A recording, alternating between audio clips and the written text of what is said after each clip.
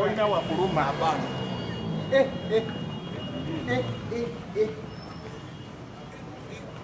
Abiri mu esatu. Okufa twatandika ekintu kino nga mukwano gwaffe Ssaabasanyusa atimbye shoye ekakyaliko kulanga kulala kuba kati ya Lwakutaano lwolunaku olukonse enkya. Ebbanga libadde nga tutambula era tubebaza okuba nti mutambudde naffe ffenna. Abali ku Sanyuka TV tulina press conference eya Mujje Fena.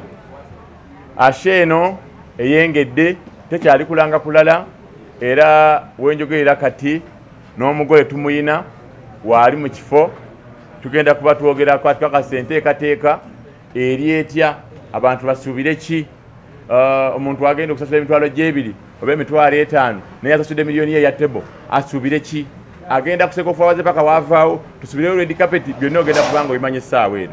So tulina nga sinaba kugenda wala kuyita mugole tulinawo bannaffe abatwagadde ne bagamba Mujje Fena yasanyusa nnyo abantu mu lockdown teyakomawo newe twava mu lockdown yasigala asanyusa abantu era ne bagamba nti bw'aba atimbye shoye tujja kujja tumuwagire.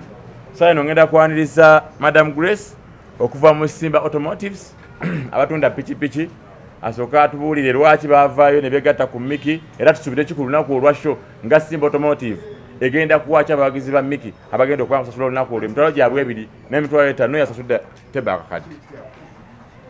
Madam Grace. Manya Grace Nava. Yongeza ku ddoboozi.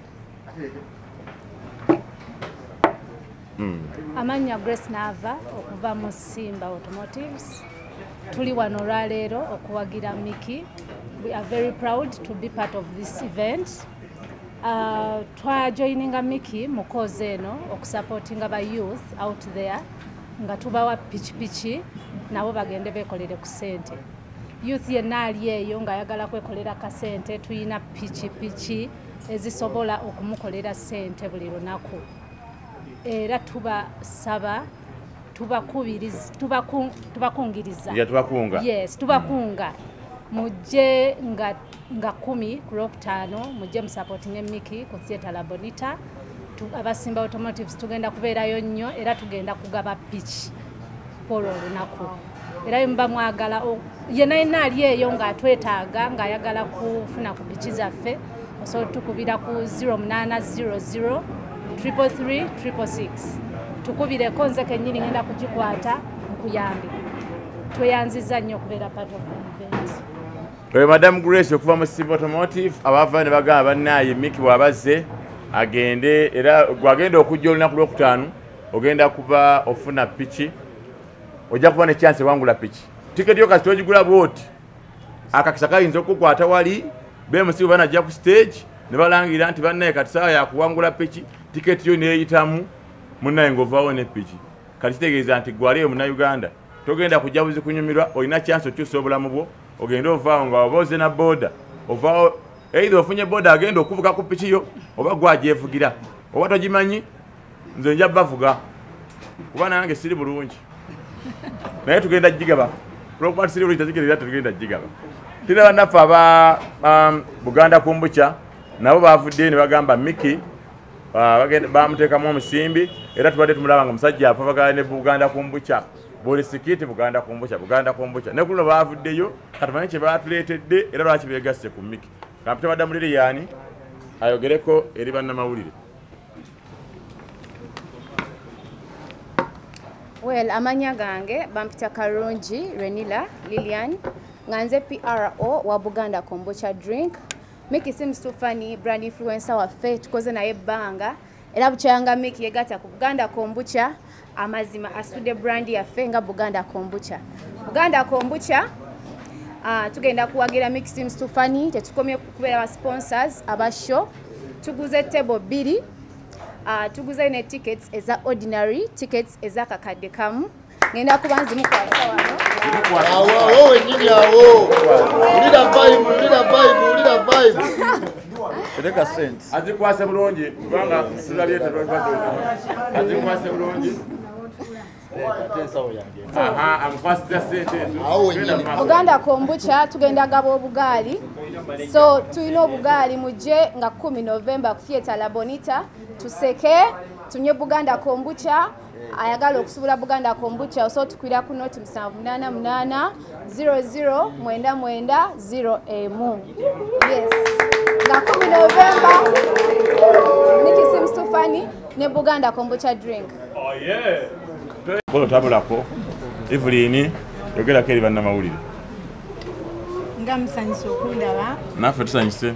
Amanya gange bampita Evelyn Namulondo. Yes, nga nebaza Miki kubanga yavaayo okulanirira abavubuka. Ebyo ebintu byabagenda okugaba babeera basupporting abavubuka.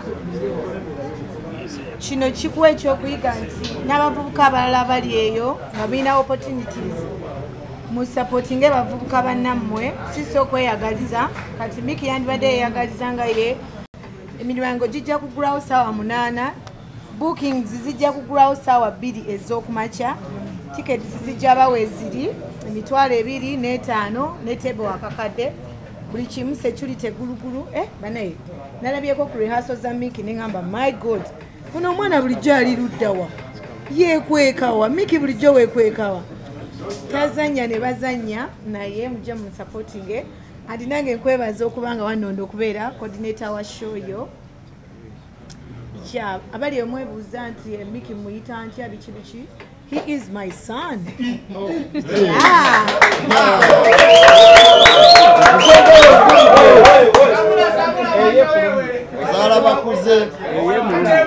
Manye bino ebintu ebimu tubeere bantu bakulu. Nawe Evelyn Namulondo olina kyonoonya mwana wo kuva ddi? No, buli mulenzi yenna ali mu industry muganda wange mutabani wange naawe gwe Ibra eri esingayo kubanga nze nalabeko ku pulaani sinalaba kyebagenda kola naye kyemmanyi Steve Jini wagamba nti ngenda kukola kino nakyeyimbamu manya nti ataddemu omusimbi so mujje muwagire tunava aba Century Properties abatuwa ettaka tugenda okugaba olwokutaano era gwagenda okujja olina chance togenda koma kuwangula piki kuwangula bugaali ogenda kuba ofuna chance okuwangula ettaka tunaba ne school fees tunaba abasimba automotives abagaye munnange piki ogenda jifuna tulina ababuganda kombucha obugaali babuleese tulina Afromobile eyosobola okubanga munayo gifune ku simu yo odownloading app eyo osobola okulaba TV gyoyagala olabe channel gyoyagala ku Afromobile app tulina abasecha tubogeddeko Nisa Cosmetics abanisa bakola bizigo abakyala bagala okwewunda bagala kufaana nga Evelyn Namulondo Nisa bintu ebyo abikola byonna ensonga n'abalala bangi Miki ajja kubanga abogerako tulina muganda waffe muyimbi bamuyita Raja mukwano gwa Miki era naye aze n'agamba Miki ku lunaku lwe luli olwokutaano agenda kubeerawo ne press conference yagambye nja keera mbeerewo ku lwa Miki tusuubira abayimbi abalala bangi nnyo nga Miki bagenda batugamba kuba saagala mwogerera naye nga tusooka tufuneko Raja ayogereko gye muli naye atulabe atuolire kiki ekyenjawulo kyalayo Miki ekimuleese olunaku olwaleero Raja saawa yo that to bless my family. All you want to jolly, don't come and bless me. Man, I know nice, man, I know nice.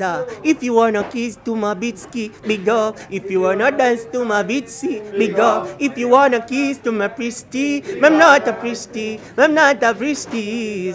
Yo, there was a new.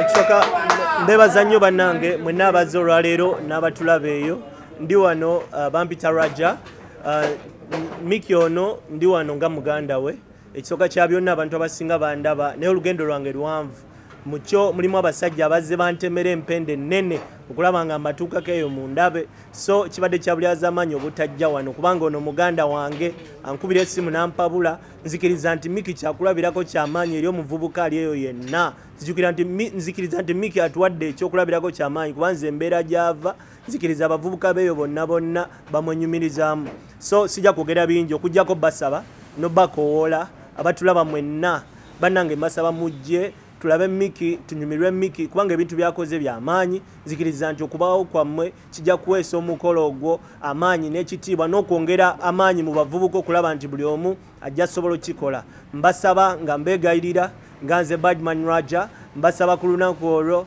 banaye tubeerewo ku lwa muganda wange Miki Mukama bawo omukisa nga mujja mbagala nnyo obaagadde nabagenda kwagala era tusuubira nti koze ku koze eno eya Miki yokuba nti ayagala kutuusa bulamu bw'abavubuka ab'enjawulo ne famires ezimu ez'enjawulo bulijja tusuubira nti kijja kuba kirungi ku Lwokutaano. Saa eno twegatiddwako sponsor omulala bwedda njogera ku Ssejjala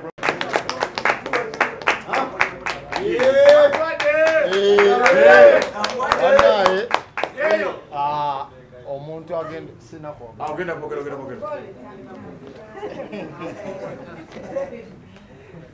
toyanziza Ssejjala bamuwadde byonna tujja bimanya Miki ndowooza ensonga ogiriko sijjako abawagizibe bangi bayise wano era tali yekka gwewulira nga endulu tusiriseemu manya embeera bakikyankalanyanga. Twagala okwebaza bulijjo tulaba videos eza Miki nnyingi nnyo naye omuntu azibeera emabega bamuyita Fadix era Fadix jangu obuze kubanza saagala videos zonna eza TikTok eza YouTube na buli wamu wonna mbebaza olw'okumuwagira Miki mba muwagidde nze we muwagira Miki mba muwagidde nze era muwagira nze mba muwagidde Miki so nkoola abantu bonna abali eyo nga 10 omwezi guno ku theatre Labonita olunaku Lwakutaano Kosancha noso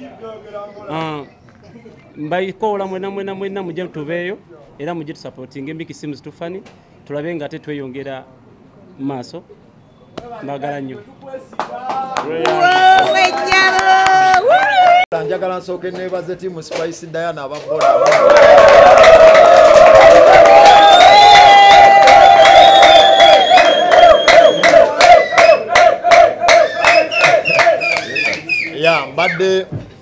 mbadde nfuluma ewange kumbe Diana yantaddemu amagye gonna gankime mwana mpulidde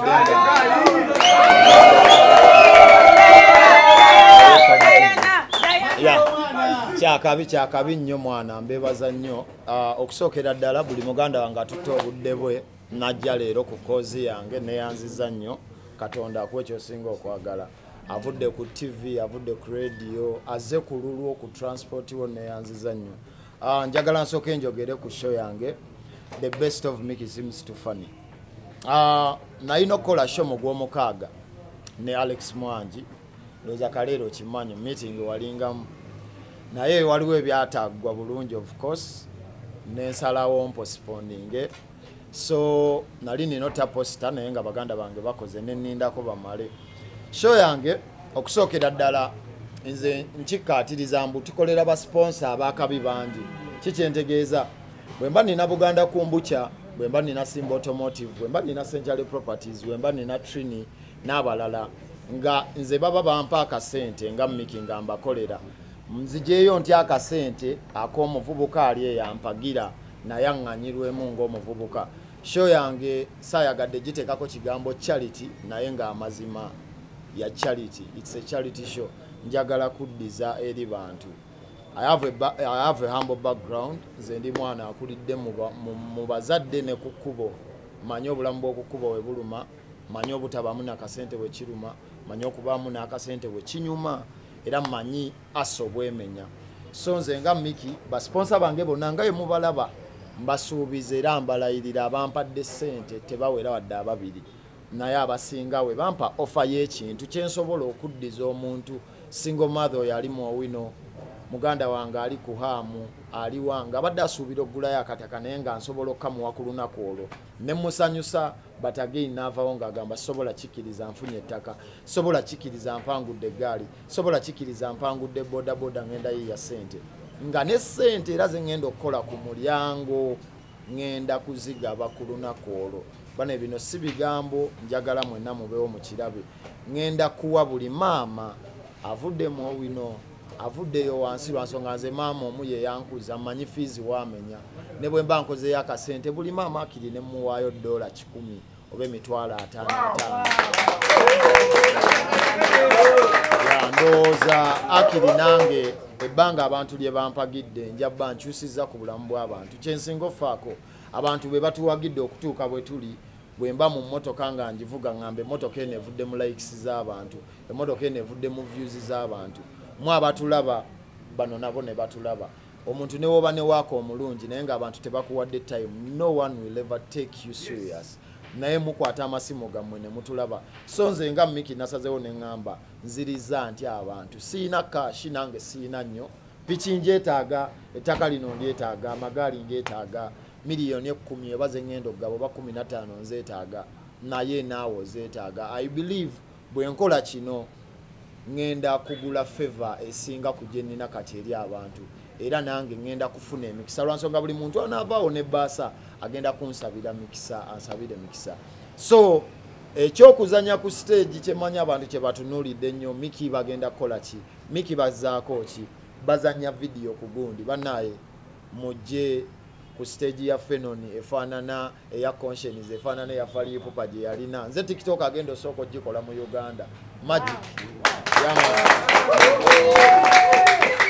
So mujje baganda bange mulabe Magic. Oh, ako kategedde. Alhamdulillah. Naye nga baganda bange saba omwana ali eyo olwokutaano luno yenna ali eyo weetaaga tiketi yo. Tiketi zifulumye era nga tiketi woba oziraba kuliko winner ticket neeyo. Tiketi bino ebintu waliwo abantu abagamba ettaka eryo baba bafere babigabanga bafere, kyova olaba endagaano nagaye bagindeetere, piki nammwe nenjibasaba njirina, amagaali ngayina, school fees naye ŋŋenda bba naye kuba ku lunaku olwo. Kale newemba wa kisiraani ennyakiri nja kukolayo miliyoni 10 ez'abazadde. Tukutuku teriiko, tulina Yuga boss ajeetaaga. So baganda bange kyakabi tiketi eriko wina neeno. Kati kyojja okukola bw'ogula tiketi kano okojjoleka mu Bawel ku show kuba it's a red carpet experience baganda bange.